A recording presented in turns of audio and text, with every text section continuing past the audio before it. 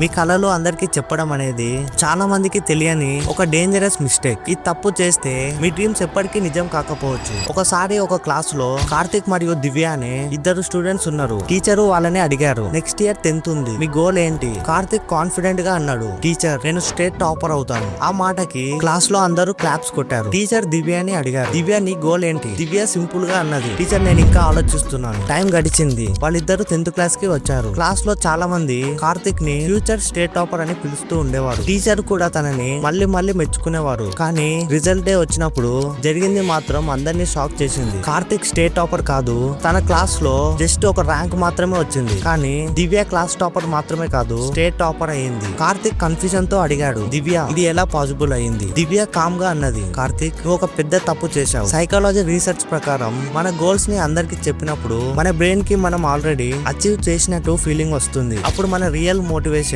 స్లోగా తగ్గిపోతుంది. అందుకే మీ కళలు అందరికి చెప్పుకోకండి. ఈ వీడియో కొంచెమైనా యూస్ఫుల్ అనిపిస్తే ఈ రీల్ కి ఒక లైక్ చేసి మన తెలుగు కమ్యూనిటీని స్ట్రాంగ్ గా బిల్డ్ చేయడానికి ఛానల్ ని ఇప్పుడే సబ్స్క్రైబ్ చేయండి.